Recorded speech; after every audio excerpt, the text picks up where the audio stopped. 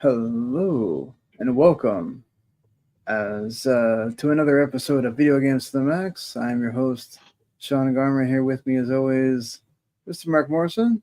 Howdy. And well, apparently, y'all folks that are would be watching us live on our normal time slot. Apparently, you can no longer go live on Twitter unless you have a premium account. This thing with X just keeps getting better Yep. every day with Mr. Tony Musk Stark. here. Yeah, but either way, we go on here as there is plenty to talk about as Microsoft has finally made the decision that I think no everybody knew was coming, but you were kind of hoping it wouldn't be. Xbox Game Pass is gone up in price again, really quickly. So we'll talk about that, plus the other things that are involved with that. Is it still the best deal in gaming?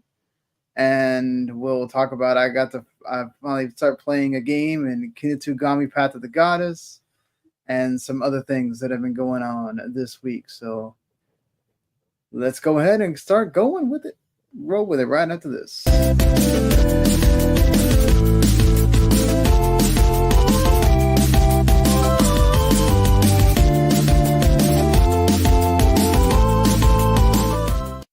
You are listening to Video Games to the Max. All right. Well, just so we can get this out of the way, if you are happen to be around live when we do the episode, you can watch us on Twitch or YouTube, W2 Network, and those places. Also on the Facebook page, W2 Network.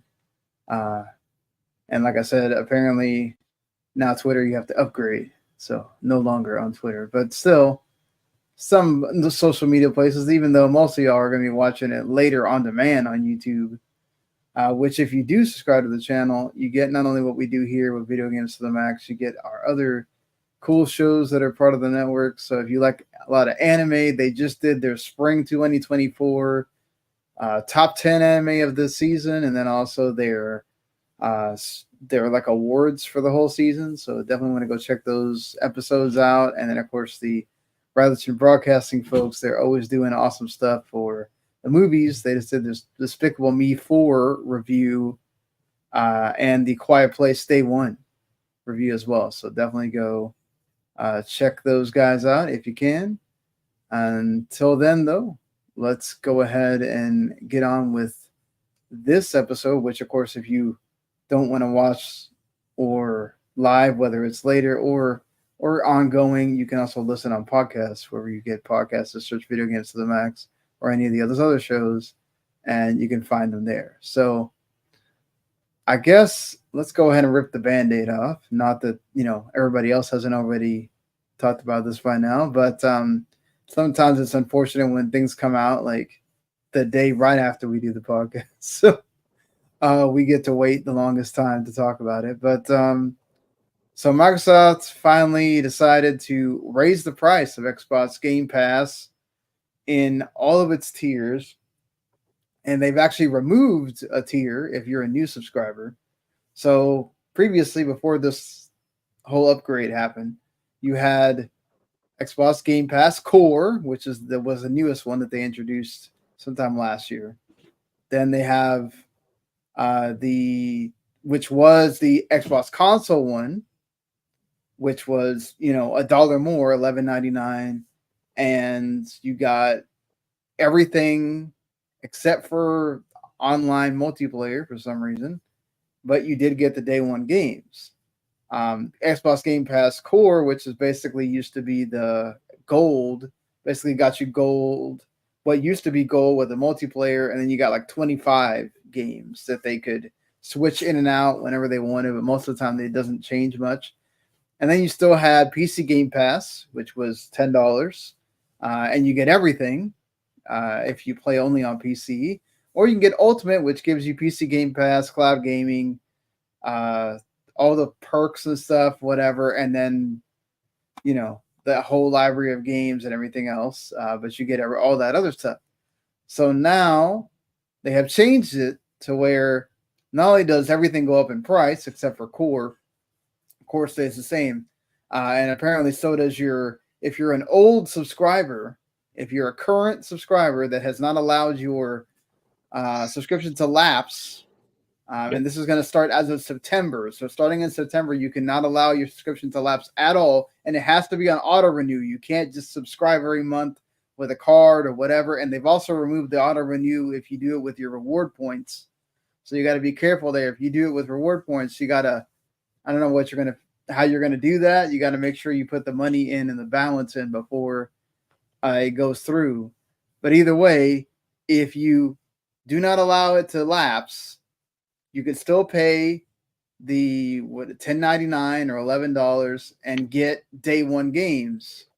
But you do not have online multiplayer. So if, let's say, Call of Duty comes out, you want to play multiplayer with your friends, you cannot use Xbox Game Pass console to play Call of Duty with your friends. You have to pay for Xbox Game Pass Core separately. So essentially, you're going to pay the same price as Ultimate to have both of them, to just not have Ultimate. So that's one way you're getting screwed. Secondly, for anybody that's new, you no longer have the option of Game Pass console. You will have a new tier called Xbox Game Pass Standard, which costs $15 a month US. You can go to Xbox's website to figure out how much that costs you in another region. I can only speak for the United States where we live in. That no longer has day one games. It is now just back catalog. So you pay $15 a month. This is like EA Play. Ubisoft has the same thing where you subscribe to the lower tier. You get the back catalog, but you don't get the day one releases. Same thing with EA Play. That's also the same version of EA Play that's available if you subscribe to Game Pass Ultimate. It's the one that does not have the new games. You get like trials of the new games, but not the actual day ones. And now Xbox Game Pass Ultimate is the only place you can get day one games if you're a new subscriber or wasn't subscribed previously to the Xbox Game Pass on console. And that now costs $20 a month. So it's essentially a $3 price increase for the people that were already paying for Ultimate. It was $16.99 before, so now it's in $19.99. And that is as of September 12th. That will begin, and that will just be the forever charge going forward until they probably inevitably change the price again. Right. So you don't subscribe to Game Pass at all, but as somebody from the outside looking at it, do you feel like the price increase is justified now that you're going to have more of these Activision-Blizzard games on it? No, because Activision-Blizzard doesn't make that many games, or like you're also getting a catalog as well as new editions of the game that you don't. That the one Call of Duty game a year, and that's it. Okay. The problem with this idea is there's two problems. First of all, like, I mean, you have Game Pass or whatever, but how much have you used to like play the back catalog of crap? Well, I mean, it's not just back catalog, right? So like. I'm talking stuff back that's not day one, right? Stuff that doesn't come out. You're talking about the stuff that doesn't come out this year, right? The stuff that's been out. I'm talking stuff that like, oh, you can play, these old Xbox One games, or hey, we got Halo. I'm a bad example because I usually only play stuff that comes out in that year. I don't play a lot of old games. So no, you're kind of a perfect example because most people don't care about the back catalog that much. Right. I mean, realistically, they know that most people are on Ultimate. Okay, but then here's the thing: is,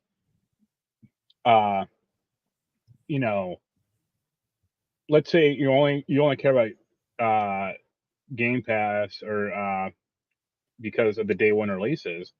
That's now a $240 thing per year. I mean, I would just say fuck it and buy the 3 or 4 games that are going to come out for that thing that you care about for the year and say screw it. Like, and that's assuming that you care about Starfield or the next Call of Duty, which you don't. I mean, you cared about like Hellblade, but that was like what, $40? 50, yeah. Okay, 50. So even if you just bought that game, you'd still be you'd have $190 left to spend on games for the future that you might care about or that aren't going to be on Game Pass. Right. Look, I agree with you in that I think that this is screwing the people, the Xbox console gamers, which are the majority of Xbox Game Pass subscribers. Let's be frank about that. They know that most of the subscribers are Xbox console subscribers. Well, here's the other thing: is Yeah. they Phil keeps wanting to say like, oh, we want to grow Game Pass. We want Game Pass to have 900 trillion users, all that other bullshit. It's like, okay, you're raising the price, you're making the service worse. How is this meant to entice new users? And the answer is, it's not. Well, Like they are trying to basically get you in the door, and now when a new game that comes out, let's say Call of Duty, right, that you want, or let's say you have friends that want to play Call of Duty and you don't want to, you want everybody to play $70. You can tell your friend, hey, pay $20 for this month and get it. You can play with us right now, right? Yeah, but then they're banking on like, you forgetting to cancel the subscription. But that's everyone. Everybody that has a service banks on, I hope that you forget it and you keep signing up for it. Everybody does. Yeah. That. I know, but that doesn't like make it a good practice, or like. No, I'm not saying it is a good practice at all. What I mean is that they're trying to get you to get FOMO for whatever new game comes out to that service and tell you, oh, yeah, go ahead. The thing is, like, that service doesn't have new games for it every month. Or like, okay, but for the next set of this month, they rolled it out on purpose right now because this week they have 3 games hitting the thing at the same time. Now they're not world beaters, but they are 3 really good games that could entice you to want to keep subscribed if you like at least one of them, right? Then you get Call of Duty in October. You get something's got to be coming in September, whether it's Avowed or one of these other games got to be coming. They all can't come in November and December. Like one of these games got to be coming. The thing is like, okay, how are we going to get you to August? I don't know what's going to be coming in August. That's going to be enticing for people, but we'll get there, I guess, when we get there if they announce something. But supposedly, I guess what they're going to be doing is also announcing the Activision back catalog is going to start coming, right? Which I guess you would have access if you had the $15 tier. It's not a day one game, which will apparently include starting this month of Call of Duty Modern Warfare 3. So there's something. If you haven't played Call of Duty yet or the newest Call of Duty yet or want to try it out before you get Black Ops 6 or your friends want to go play with you can definitely go do that. You'll be able to do that in Game Pass. Like I said, don't know what's coming other than we know Avowed is coming. We know Indiana Jones is coming, supposedly. That could still get pushed. So this year they kind of have something. And next year they supposedly have that big old lineup of games. Who knows if that's all going to come out or not. But they're banking on they finally have some kind of release strategy that is going to be regular or semi-regular, right? And that's what they're hoping gets people to stay subscribed or the set it and forget it kind of thing or whatever you want to say with that. For me, I think the price increase is fair in that look at what all the stuff they're adding. And if they do add all these 2024 games that they are going to add, then I do think that makes the price increase fair. I don't think it's fair what they're doing to the console gamer that's been the longest subscribing person. It's cool that they get a deal, right? If they stay subscribed, but you better hope you're a single player only gamer because if you're a multiplayer only gamer, you're basically getting ripped off. It's only a temporary deal, right? Because isn't it like, past September, you got to. No, it's not it's for as long as they deem that that's going to exist. As long as you do not let your subscription lapse. Okay. So for the foreseeable future, we don't know if that's going to be 6 months, a year, whatever, until they raise it again and then remove it. I don't know. whatever. We know this is going to go up again. It's not going to stop here. Right. I don't know if they're going to buy somebody else to be able to make it worth it for people. I think once you get past that $20, I think that's when it starts becoming I don't know if I can just be like, okay, cool, I'm good with the. I'm personally thinking about, okay, once you get past the $20, I might start doing the thing where it's like, oh, what's coming out this month? I don't know. I think I'm gonna let it go and subscribe next month or whatever. And that's going to start becoming that might start becoming a lot of people with this price increase. You might see a lot of people start going, oh, you know what? This is not worth it to me. It just really depends on how much you use the service, right? If you like pretty much almost any game that comes out on the thing and you like to try out games, I think $20 a month is really not that bad for that. If you're somebody that only likes a certain kind of game, and that favorite game of yours was not coming for 3 months, I don't know why the hell you would stay subscribed, or at least drop down to the back catalog tier if you just want to have a bunch of games you can try out for free or whatever. Another thing is, this is very much now like PS Plus, where you have no idea when those new games are going to hit Game Pass standard. So don't sit there and stay subscribed thinking that you're going to get the game in 3 months, because it may not happen. Pretty much It feels like Xbox is doing the Sony PC strategy with its own service of, hey, this might come out in a year as a standard, but don't hold your breath, And actually, that's the smart thing. They cannot, if they have some kind of thing where they tell you, oh, in 6 months it'll be on standard, guess what's going to happen? People are going to wait. So they have to do this. I just think that now, is it still the best deal in gaming? If you're going to go that day one games matter, sure. Is it still the best deal in gaming for having a back catalog? PS Plus probably has a beat there.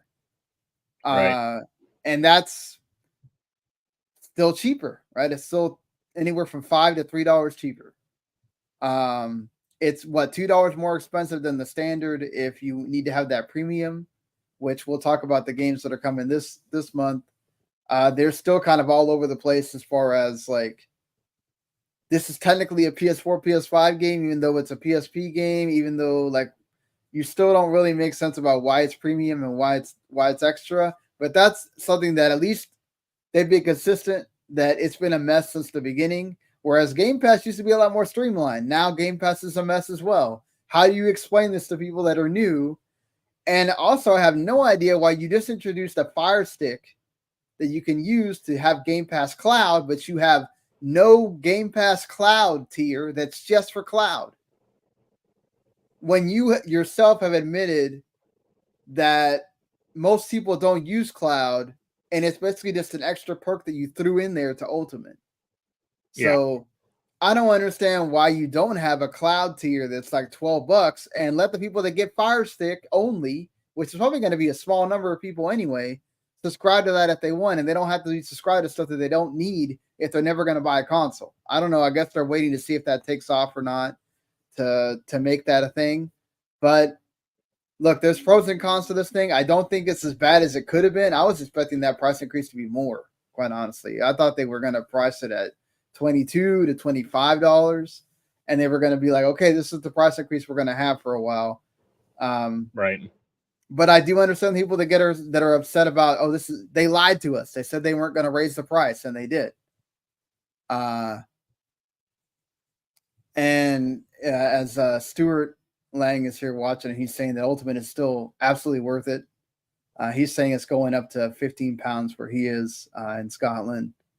And, he still gets like about £10 worth of reward points each month. So there's like a $5 difference over the 12 months. Yeah, like I said, I think it depends on how much you use the service. If you use it all the time, if you're downloading the new games constantly and stuff like that, I think it's totally worth it. If you're one of those people that just kind of pop in from time to time, you got to think about it now. I think it's not the thing that like, okay, I'll just pay for it and something will show up this month that's worth it. I don't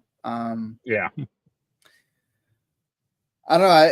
Do you think Microsoft's going to wind up losing a lot more subscribers now instead of gaining what they want out of this?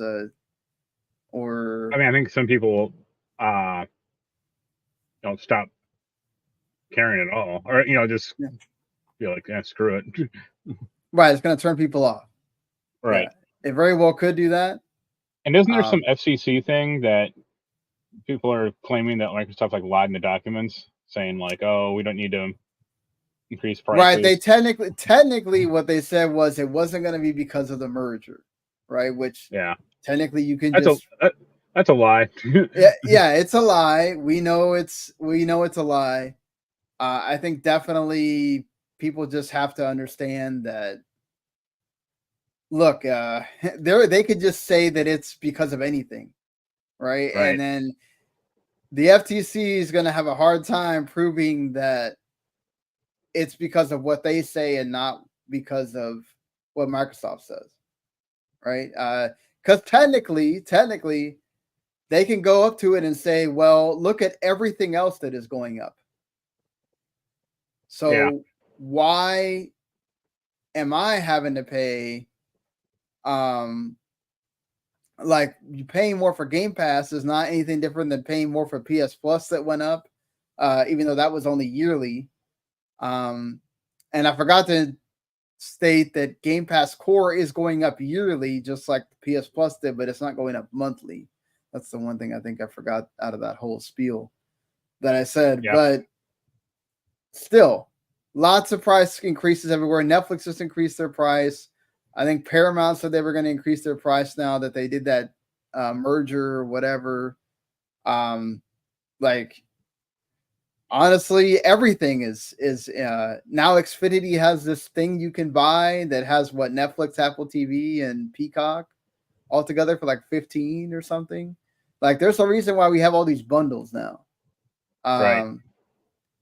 That's the thing. Xbox has nothing to bundle it with.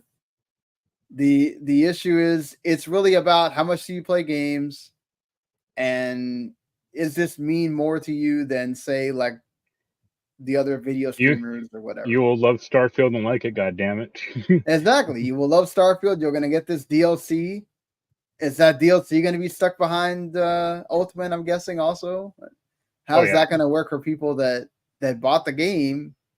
Are they going to have to like not put that in there, or are you going to have to buy the DLC separate if you don't have Ultimate? Like, that's going to buy the DLC separately. I mean, that's even how like PlayStation does it when you own a game, or you own the DLC, you own the base game, but the DLC goes up or something.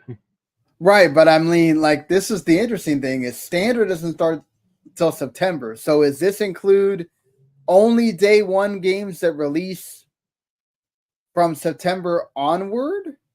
Or does this include stuff that they've considered day one, like Starfield, that it's been a while, right? At that point, it'll have been a year since Starfield came out.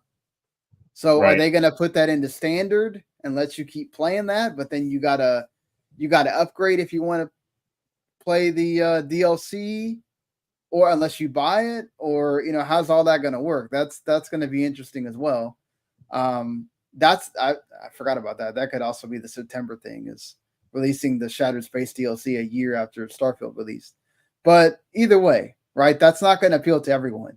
So I do think that we're going to see a lot more churn.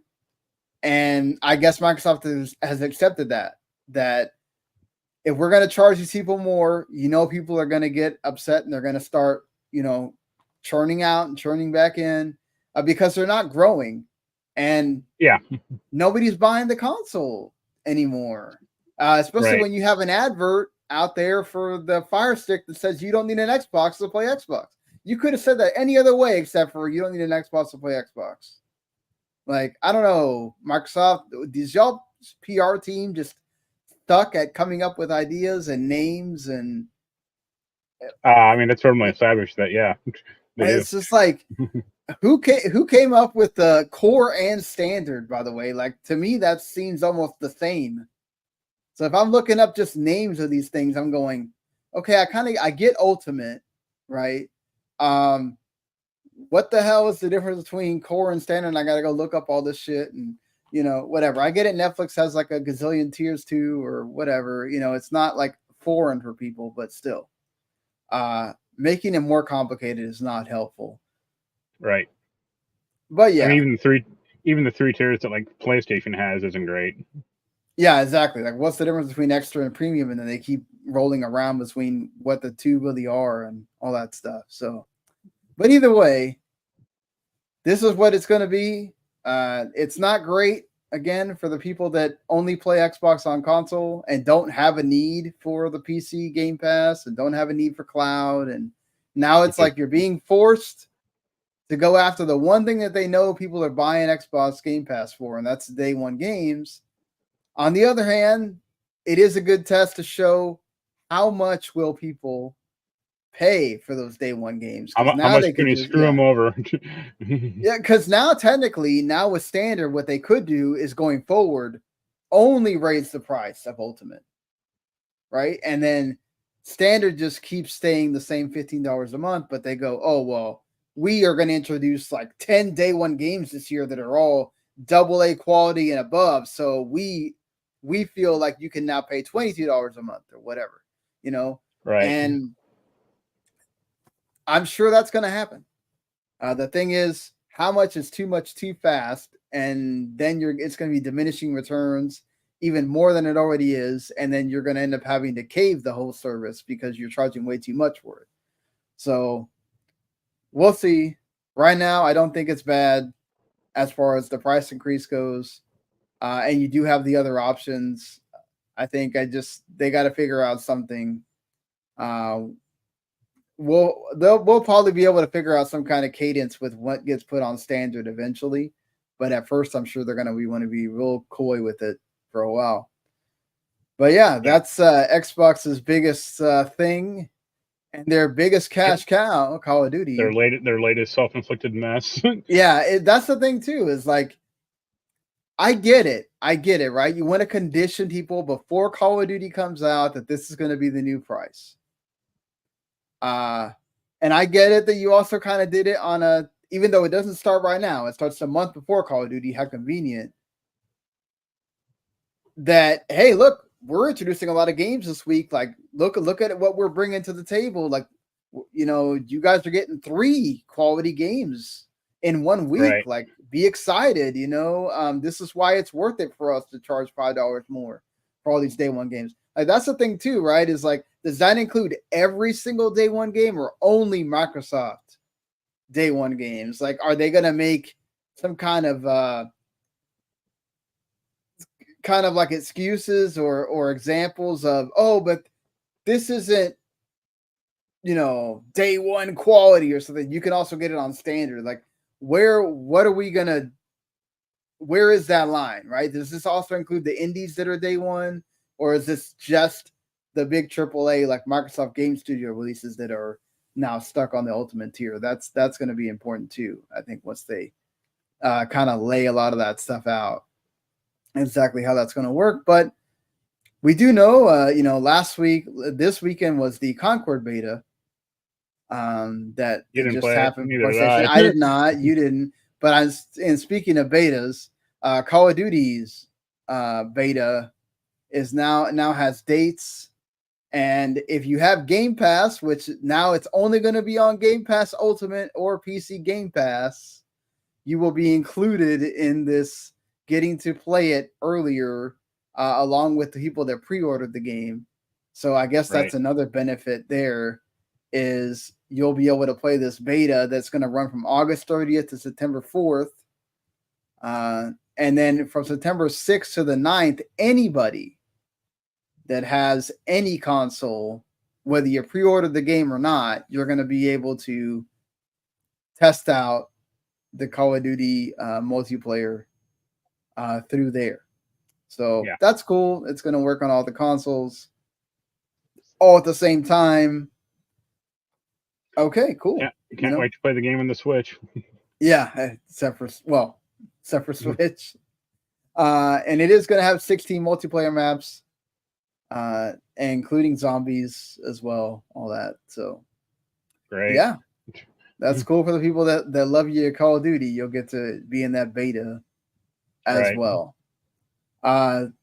Just before we get off the Activision Blizzard stuff, a former Activision studio, Toys for Bob, they had a concept artist, Nicholas Cole, who makes a claim that not only this Project Dragon game that we don't know what it is was canceled, but there was also a Crash 5 in development at one point. Yeah, I could see that. And he says that someday folks are going to hear about Crash 5 that never was, and it's going to break hearts. Yeah. Because it's just like that, not Ratchet, what's Jack and Daxter thing that Naughty Dog are gonna, thinking of making. It's like, that'd have been a really interesting spin for that thing. Sucks it didn't come out. That's weird that they didn't just let Toys for Bob keep making Crash 5. I mean, Crash 4 did well, and it's also like one of Activision's premier franchises. I mean, I don't know why you would stop that, but I guess Activision did it themselves so that they could go be the support studio for Call of Duty. It interfered with their Call of Duty making, so so stupid. It would have been cool to have a Crash 5. Sure. And it's very unfortunate. Yeah. That this I mean, it would have been cool to have Tony Hawk 3 and 4 also. Yeah. That one I won't understand, but they had to have that support studio for Blizzard as well. Right. So they needed their support studio for fucking Call of Duty. Yeah. Whatever, Activision. I guess now hopefully Microsoft will eventually see if they could get them to keep working on that at some point. Right. We still don't know what it is that Toys for Bob's working on, whether that's a new game or they're. I mean, I'm betting it's a platformer. Yeah, probably. Or are they working on another Spyro or something? Perhaps, who knows? We'll get there, I guess, when we ever know what that is. Right. But moving over to PlayStation for a little bit, just to talk about games that are coming over to the PS Plus service. Some of these leaked beforehand, but still some good stuff. Remnant 2, which has been on Game Pass before. Crisis Core, the remaster, the Final Fantasy 7 reunion game. If you still haven't played that, go check that out. This is worth your time. Well, y'all know you're not a big Final Fantasy fan, so yeah. I mean, it's also on sale a lot for like $30. It's worth that $30 too. So it's up to you. People, whatever they want to do. Mountain Blade 2, Bannerlord, Jackbox Party Pack 9. That's always a good time. Pathfinder, Wrath of the Righteous. No More Heroes 3, and then the No More Heroes Travis Strikes Again Complete Edition. Deadcraft, and everybody's favorite, Steep. That's the game we all wanted to play, right? Yeah. These are available as of tomorrow. And then also you get your premium, which one of them includes Job Simulator, which was actually one of the better games for the VR. Right. That's like the one weird game they made or that they got. Then you get Summoner, Ratchet and Clank Size Matters, and Jean d'Arc finally getting released in all regions that wasn't for a long time. You'll get to play those. I saw a lot of people excited for that one. And it's like, it's a level 5 strategy RPG, so why not?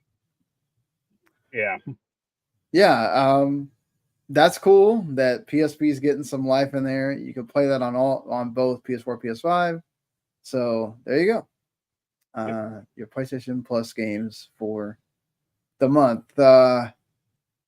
And something that I felt like has been a long time coming. I remember when they first talked about this being part of the Olympics, esports, that is. And everybody had the big conversation about, well, esports are not sports.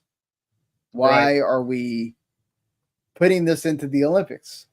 Because at first, the summer games that are going to happen in the end of this month to August, this were going to be the first games that were going to have esports in it. And then, a bunch of conversations happened and they never made the deal. They were it kind of went off the table for a while. And then there was rumors about this happening of, Saudi Arabia was just going to make their own games that are separate from the summer and winter games that are already hosted by the IOC and summer and the Olympics.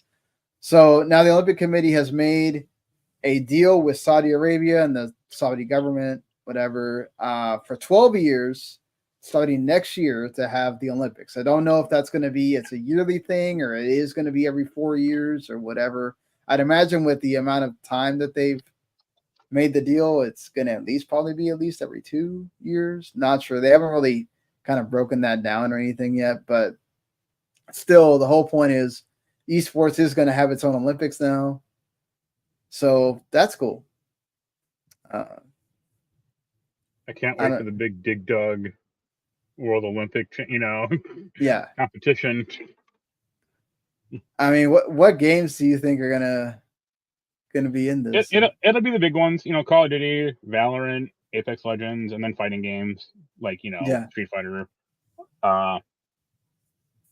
Maybe you don't think they'll make an exception for like an old game, like they put Smash? It'll be Mario and Sonic's Olympics.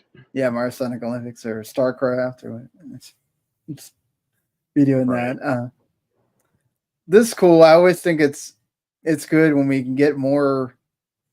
If this can like legitimize esports, where esports is kind of like it's still big, but it feels like it's taken a notch for a while. Like it used to be, even with the Overwatch League and all that stuff, like, and it was on TV, it felt like it was going somewhere, and then it kind of feels like it's gone down a bit now. It's still a big business, obviously, but I mean, that's because it's used like a bunch of scummy business guys heading up, esports leagues and crap like that, and it just gets like really gross. Right. I mean, not that Saudi government doesn't have its own past history. What are you talking about, man? Yeah. They host a WWE event every year. No, 2 WWE events. Exactly. I forgot to mention that WWE is also going to do something with Call of Duty in about 10 days. So you'll unlock the John Cena operator and I'm sure. Yeah, you're going to unlock like the Cody Rhodes operator or whatever. It'll just be like the Marine pack where they just don't have all the actors except for Ted DiBiase Jr. Yeah. Well, they put The Rock in it or whatever. I mean, Nicki Minaj is still like the highest selling skin in that game ever. So still, it's beating out Cheech and Chong. How could that be possible? But yeah, that's something that's happening. So right. Get ready for that. We can't escape it. Yeah, right. Something that we also know has officially happened is the Switch has passed the longest time without having an official console successor announced and replacing the console as. Yeah, that's what happens when you make a super successful console that still sells. Like the last time this happened was their first console, the Famicom, so that shows how successful it is. I mean, this ain't like the Xbox to Xbox 360 where they cut it off after 4 years. I'm not gonna have this shit. Like, yeah. I mean, it's insane how well the Switch is still doing, and that it's going to keep doing because that Link, the Echoes of Wisdom game is going to sell well. The Donkey Kong game is going to sell decently as well. Like all that stuff's going to sell well. It is what it is. What it is. When Mario versus Donkey Kong and Princess Peach already sells over 1 million, that they can just release almost anything, it feels like, and it will sell over 1 million at this point. But still, it's crazy to think that it's been we're almost getting to the point when they announce this thing, it'll probably be 10 years since they announced the NX or Switch was in development, right? Which is in 2015. So that's absolutely incredible that this system has lasted, done well, and everything. And you break it down, you break down all the other systems. They have like a breakdown here, and it's absolutely crazy. The Switch, how well it's done, and all this time that it's been. And we don't even know when the Switch 2 is coming or what it looks like or whatever. You'd imagine it's going to look kind of like the Switch, but we still don't know. All right. So, kudos to Nintendo and everything they've done with this system to have it be this thing that they can still have a direct, and people are excited. Yep. Speaking of, you got Sonic here. Everyone's excited for Sonic. Exactly. I mean, they do have that movie coming at the end of the year that people are excited about. And they have Sonic X Shadow Generations? Yeah, Generations and that horrible thing. That's coming out October, the same day as Call of Duty. Well, I don't know why we know it's going to be the big winner there. I don't know why they have not moved that thing. Then they can just complain that, just like last year with Mario, they can complain. It's synergy because because Shadow uses guns, and they're going to put him in Call of Duty. Exactly. Yeah. That's why. So that being said, the one thing that I thought was interesting out of here is that it really took me time to think about. We really haven't had a Sonic RPG. Yeah. But it was on the Game Boy. Right, yeah. It was Game Boy Advance, I think, or one of the.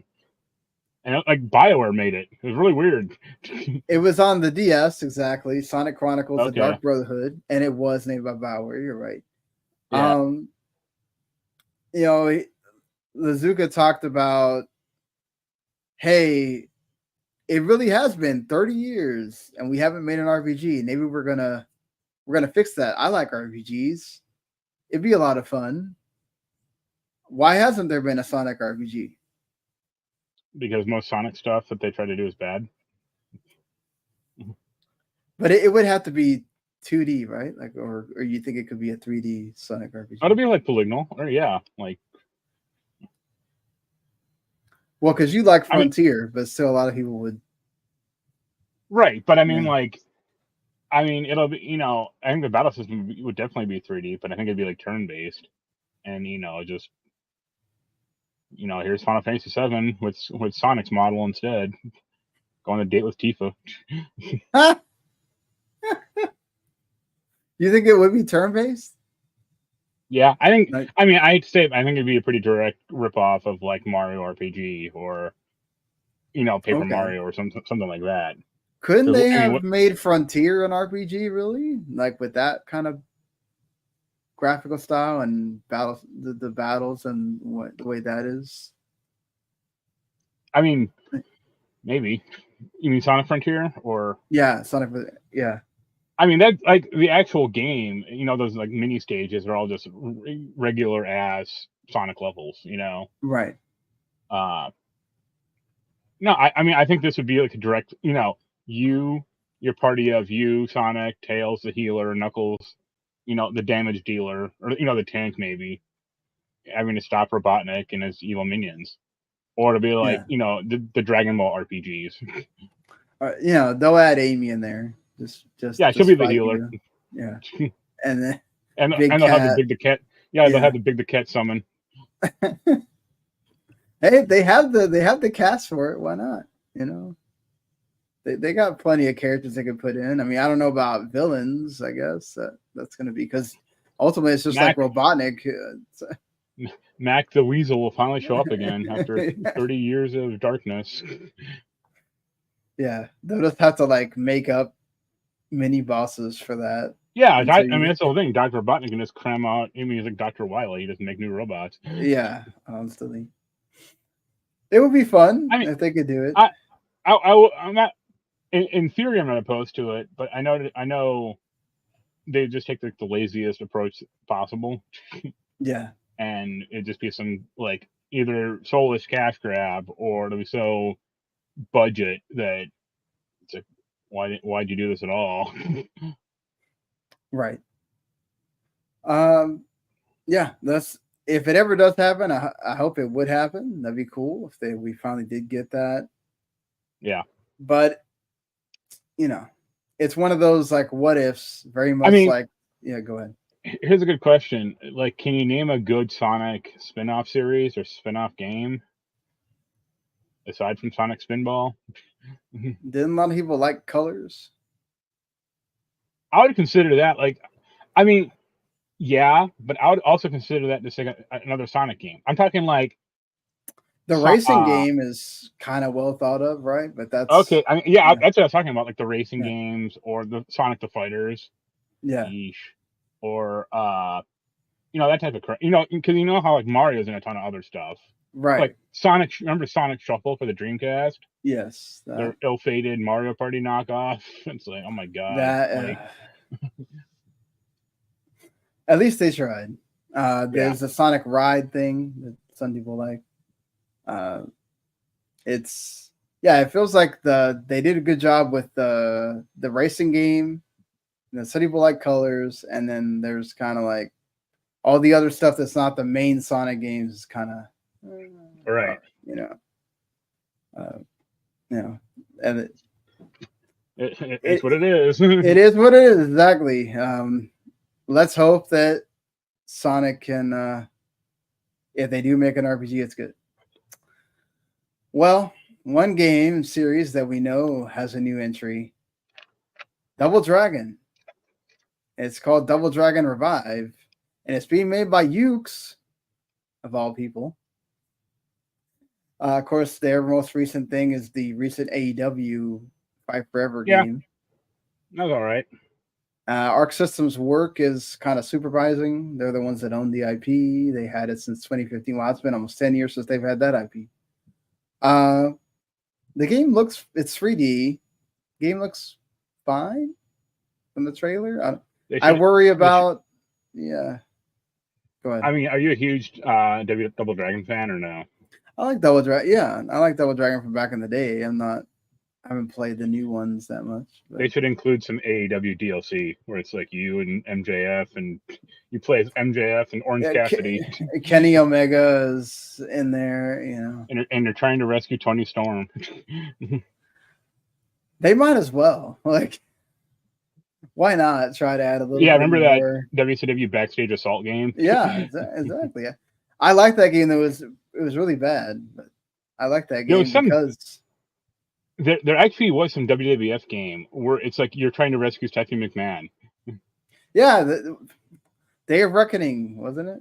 Day of Reckoning 2, where maybe. You had you actually try to make it like an RPG where you actually had like go in the parking lot and like swing over stuff, and it was ridiculous. Like, it was actually cool because it was so different than any other wrestling game had ever tried to do something like that, but it was so like, wow, okay, this is not something you would expect.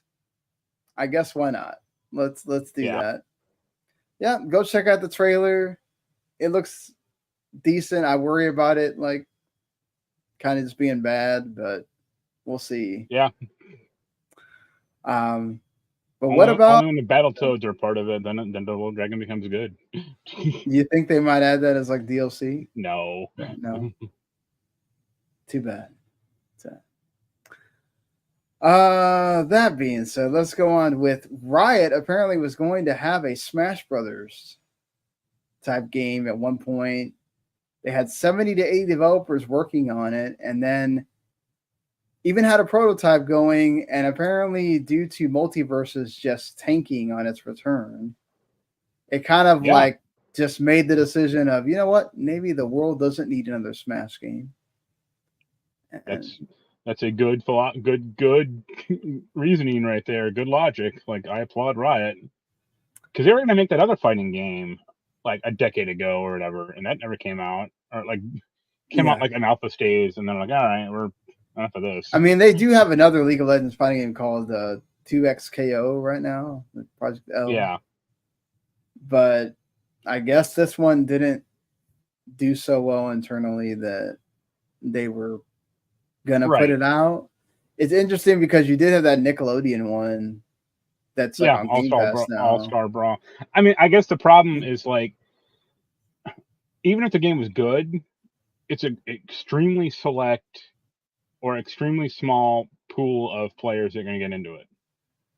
I mean, because only, the reason like Multiverses kind of works is because like, Shaggy, or all the Batman. Like, I mean, or that Nickelodeon thing. Yeah, it's like, okay, this game has recognizable characters, but if a game doesn't, and there are a few of these like arena fighters on Steam or whatever that just have like kind of made up characters, it's like, well, no one cares because no one cares.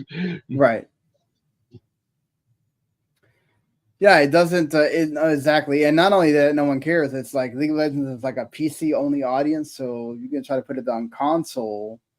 Right. Unless you played one, I mean, unless you just love the lore of League of Legends, which Arcane did a great job of promoting and getting people into. The game is still super hard for people to get into, and then not to mention you got the fan base that isn't well known for actually trying to help you get into Right. League of Legends. So you got that going for you, and if you're going to release this on console, unless you play one of those spin-off games that they've now killed that studio that was specifically around for those kind of games. How much legs would this really have as far as like, oh, we're going to introduce a new character that none of you know, but hey, cool. Right. I mean, would they be able to get third-party characters? I don't know. Like, no, maybe. I mean, well, who's going to be in it? Dota 2 characters? That'd be pretty funny. Yeah, or like maybe Microsoft I could see throwing them a bone because they do have that deal with PC Game Pass where it's like, oh, put some Blizzard, make it the Heroes of the Storm game that that thing failed, so we could put some of the characters in there. I could see that sort of happening, but it's like I get it. There's a line that like it's not even gonna get close, right? If Multiverses couldn't do it, probably nobody else gonna be able to get even close. So I mean, Sony couldn't even do it, PlayStation All-Stars. Yeah, well, I mean, that was such a bad try at that. Like, I think if Sony actually did it now, they might stand a better shot because they have more characters they could put into that now. It wouldn't have to be how many third-party characters did they have to put in that thing to even make like a full roster? It was like you had Altair and or no, that was the first Assassin's Ezio, right? Whatever. Like, didn't they have to have like the Bioshock, like the Big Daddy, and then Dante, and then the Dead Space guy. Yeah, it was like most of these characters are not even Sony titles. So I mean, it was like probably about 70% were Sony titles. Yeah, But now it would be kind of curious if they ever did make an All-Star Battle Royal 2 or whatever. They right. Make it work. Old Kratos versus new Kratos. Yeah, exactly. Old Kratos.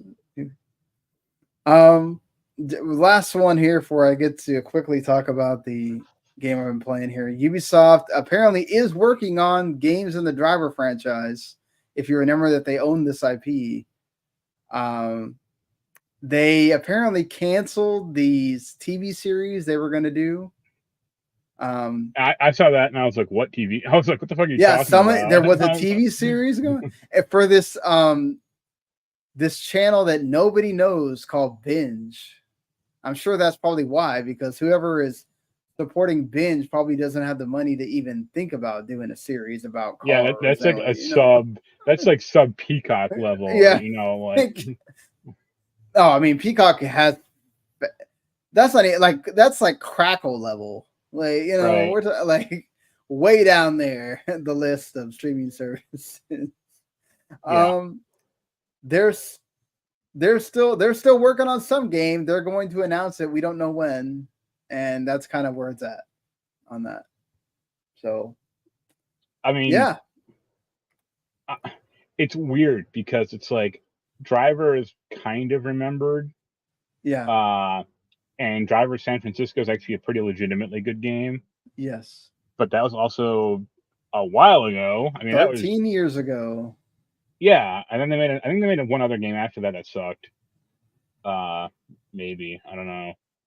But like that no, I get that was the last one. Parallel Lines was the one I was thinking of. That's between Test Drive and this. It's like which one is going to come out? I can buy Test Drive a little because that it's not a very good franchise, but they have kept kind of plugging away at it. Right.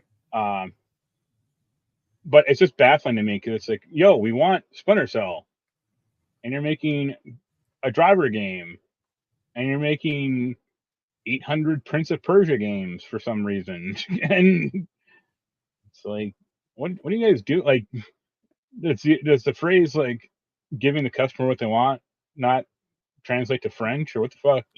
Like. Yeah, I mean, maybe they feel like they have to have a diversified portfolio or whatever of games that they can release at any Yeah, but like time. most of the problem with that is like most of their games fail, Yeah, and giving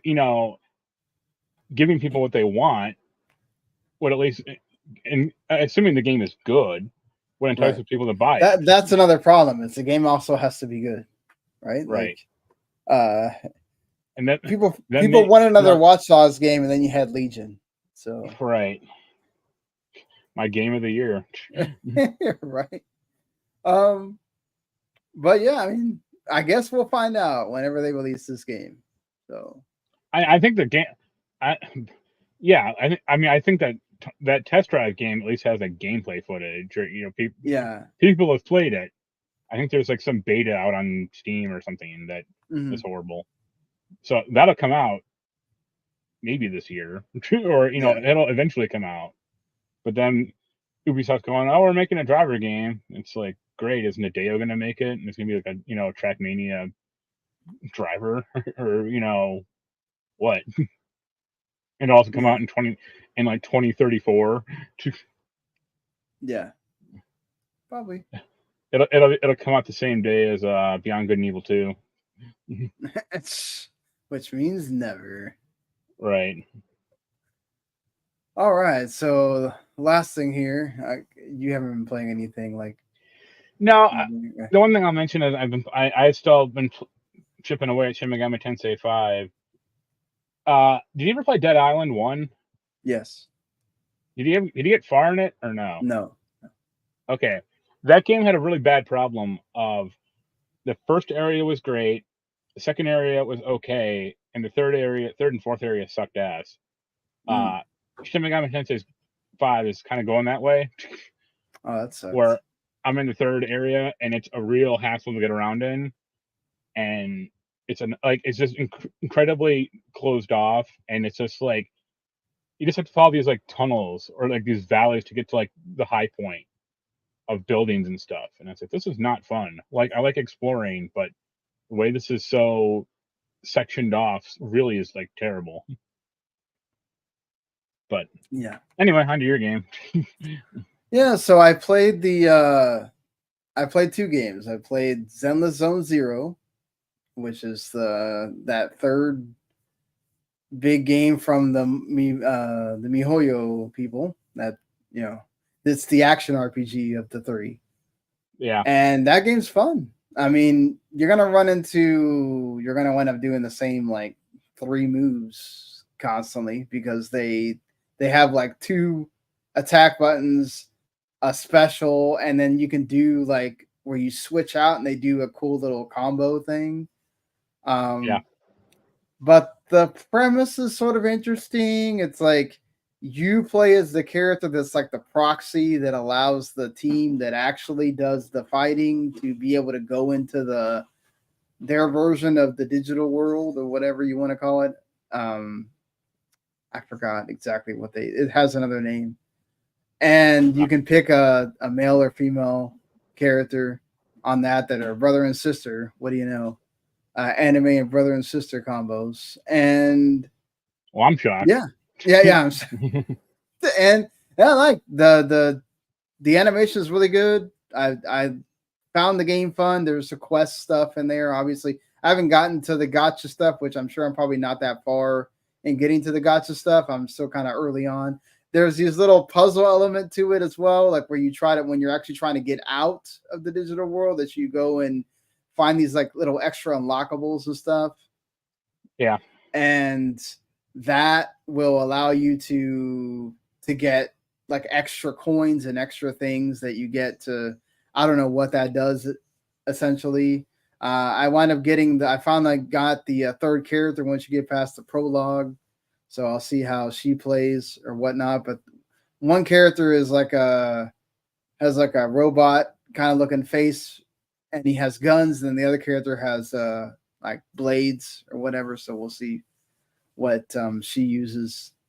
Cool. I guess I'll talk more about it next week.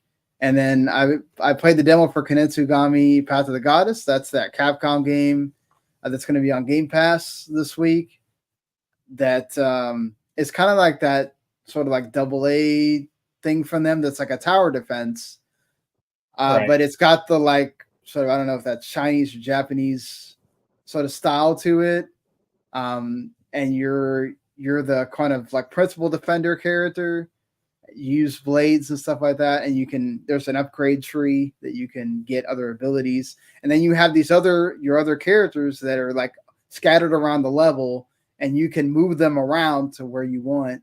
You have to spend points that you do killing various like deformed like monster looking things that come up, and use those points to decide what kind of class those characters are going to be that help you defend the I forgot her name, the central female character that's the goddess that goes through the entire level. You're essentially doing exactly what the title says. You're making a path through each level, and you have to keep using these little whatever the unit is, to get constantly to get more and more until you get to the end of the level and the boss will appear and you have to kill the boss or whatever. And then you get that then becomes a base that you can use to like upgrade your units and upgrade. You get when you defeat the boss and defeat an extra boss that appears like before you can leave that area, you have to defeat like, I guess the main boss of that area. And once you do that, then you have the all clear to go to the next section. But you can also like upgrade yourself, like upgrade weapons for yourself and all that stuff too. So it's a neat like tower defense game and has that different visual aesthetic that you never think was a tower defense. And the combos aren't anything to like write home about. Let's be frank. It's like very basic stuff. You do have different cool attacks on like a special or whatever, like stuff like that. And like getting to move those characters around, they can die. So like you have to kind of like be watching their HP and stuff like that too. Because if they die, then that means it's just you and whatever characters are there. So yeah, it's like it's actually a really interesting like strategy to it. I want to see how it evolves. So play the demo, especially if you have Game Pass. Is something that I think if you play the demo, it's not going to bleed over. So if you're interested in the game, I would play enough to kind of get the aspect of it and then decide, okay, I'll just wait and play the rest of it when it actually comes out here on the 19th. Right. So, it comes out on Friday. So definitely I would go check it out. It's worth giving it a shot. And it's on PS5 as well. So, Marc could play it or anybody you don't have to have Game Pass to do this. You can go buy it if you want as well. So that being said, before we get out of here, this is what's coming this week. I was hoping I was going to be able to talk about EA College Football 25, but the code has not come in yet. It looks like it might come in. Just, they might make us wait until closer to the actual release date. You can go play it right now if you buy the digital deluxe edition. The early access is happening right this moment. So if you're excited for EA College Football 25, you can go pick that up on PS5 and Series X. Get the digital deluxe edition and play right now. Flock is also coming to Game Pass. That's that multiplayer Annapurna game that's like about flying around with these creatures and gathering more of them. If you're down with that, or I found it interesting, but being a multiplayer game, I don't know how much I would play it, but might check it out being on Game Pass. Magical Delicacy is also on Game Pass. That comes out tomorrow. That's like a 2D like platformer thing with magic stuff in it as well. You got some racing games with Hot Lap Racing and Asphalt Unite are both coming. One of them is Switch and PC. The other one is coming to PS5 and PS4. I didn't know that this existed, but there's a pickleball game that apparently is coming. Why do you care about this stupid football game instead? Yeah, exactly. Pickleball is all the rage now. We should for all of the folks our age that are getting to the point where you can't do sports to go play pickleball, PPA pickleball tour. I saw that Distance is coming out on PS4 Yeah, and PS5. it is. It is. Distance I is was like, coming out. I was like shocked because I was like, wow, like I haven't thought about that game in years. Yeah, for sure. It's cool. Like, Is it that looks, the yeah? trailer looked nice, and go for it. But I was just really surprised. Yeah, I was too. I was very surprised that TMNT Splintered Fate roguelike game is also coming out this week. Yep. Bow Path of the Teal Lotus, that's a cool little Metroidvania game that was a Kickstarter originally. And there Xenoblade Artist is also working on this too, so you should definitely go check it out. It's out on everything on Thursday. Then you get the 3 kind of like ones that are going to be on Game Pass, the big hitters. Dungeons of Hinterberg, that's that like life sim that's also sort of an RPG that you go by day. You're kind of like have this land, and then also you go into dungeons and get items and stuff like that. Flintlock Siege of Dawn's like a, I guess, sort of Souls-like action game. That's coming to Game Pass also on PS5 and PC. That Metal Slug Awakening, like remaster things, on going to be on phones. And NES World Championship Edition also coming out. If you have a Switch and want to play that, that looks like it's going to be a lot of fun for people that like the speedrun stuff. Yep. And then the Kitsunami game, Kunitsu-Gami, Path of the Goddess, also coming to everything but Switch. So lots to choose from this week. This is a big week for. It's not like major releases, but still some good stuff in there. Right. Lots of variety. So, yeah. Well, with that being said, that's going to be it for the episode this week. We shall see you next week. Definitely we'll have games to talk about for sure on Monday a lot. Right. So it'll be much more of a gaming episode probably next week unless somebody does some ridiculous news. So until then, like, subscribe, follow if you enjoy what you watched or heard, and we'll see you next time. Later. Bye.